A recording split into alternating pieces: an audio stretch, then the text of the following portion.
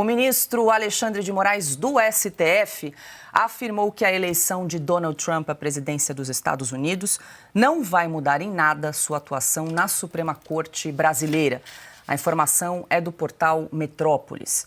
Segundo o site, em conversas reservadas, Moraes assegurou que o novo cenário político americano não afetará a condução de inquéritos que envolvem aliados do presidente eleito dos Estados Unidos, como Jair Bolsonaro e o empresário Elon Musk. Piotr, começamos com você, o ministro Alexandre de Moraes. Como eles falam, né? Não param de falar agora em relação à eleição de Trump. Então, mas a informação é do Metrópolis e diz que são conversas reservadas.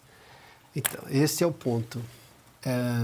Porque seria, primeiro, muito pretensioso o ministro Alexandre de Moraes dizer isso. Ué, está baseado em quê? Qual é a decisão que se tem do presidente eleito Donald Trump? Então, eu prefiro ainda achar que essa conversa talvez não tenha acontecido. Porque é sempre esse virou um assunto, né? Desde a campanha, se o Trump vencer, as coisas vão mudar, enfim, tudo bem, isso óbvio vai mudar. A política externa americana vai mudar. Até porque qual era a política que tinha em relação a qualquer outro lugar do mundo por parte de Biden?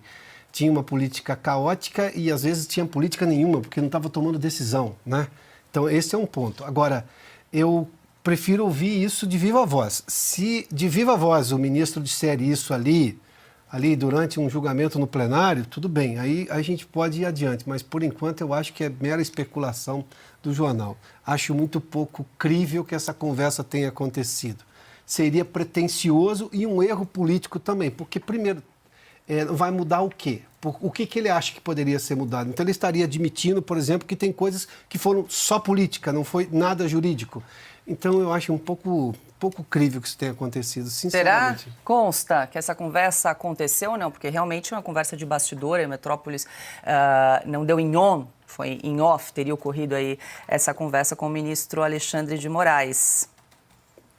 Eu não sei se eu concordo com o Piotr pelo seguinte, eu acho que esses ministros do Supremo Tribunal Federal Brasileiro já perderam o pudor faz tempo. Eles já agem como agentes políticos há muito tempo e não escondem mais. Nós derrotamos o bolsonarismo, perdeu o Mané numa mola, né? É um tribunal político mesmo e não tem mais nada a ver com direito, com lei e com Constituição.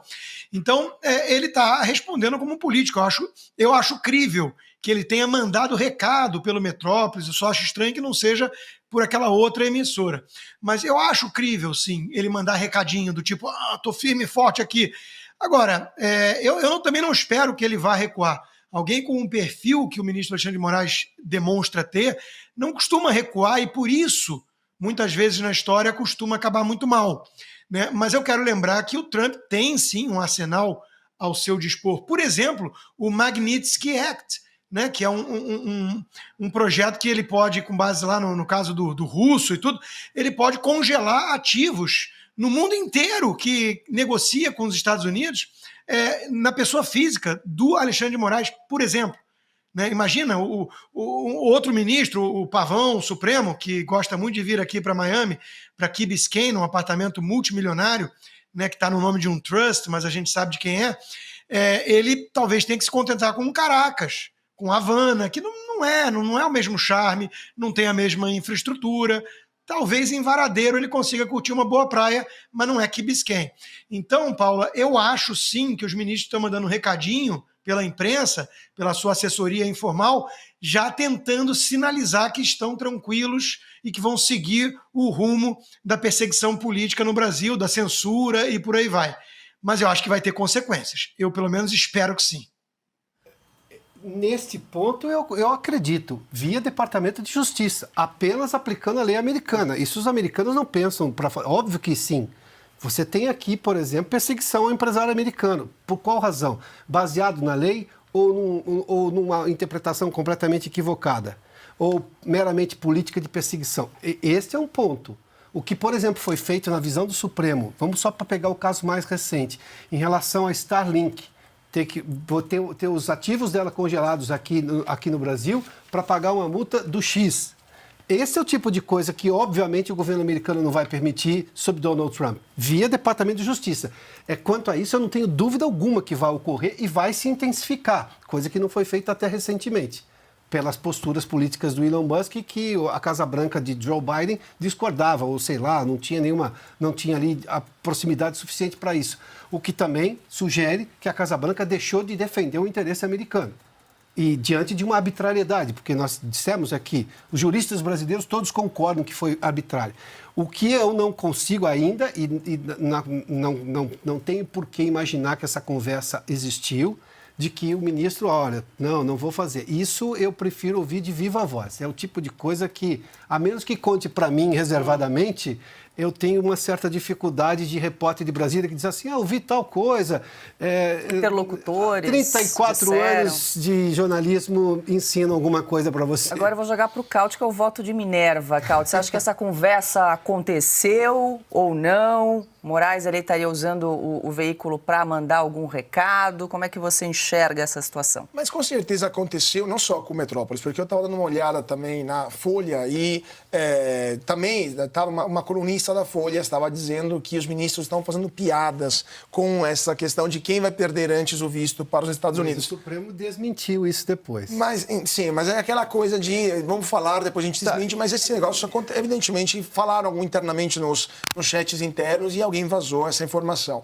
Mas com certeza eles estão preocupados. Até que não imediatamente pela atuação do Departamento de Estado, que tem outros problemas muito mais graves para se interessar, e vai demorar alguns meses para fazer o spoil system, para fazer a transição, para entender o que está acontecendo. Então falamos disso eventualmente no segundo semestre de 2025. Mas a eleição de Trump e essa eleição, essa vitória, são um problema para o Supremo naquilo que pode acontecer no Senado em 2026.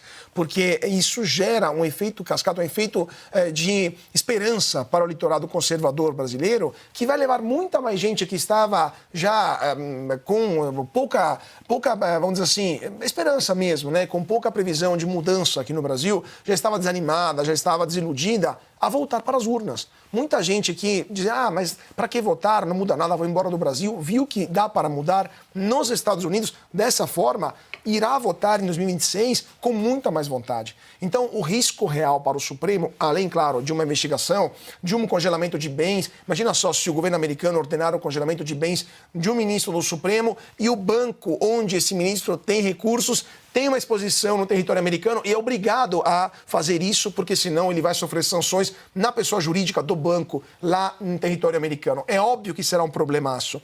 Mas o maior problema é se o Senado Federal brasileiro, em 2026, será composto por senadores cuja única pauta será parar o Supremo Tribunal Federal. E é um risco muito concreto e que muita gente lá no Supremo começa a temer de verdade.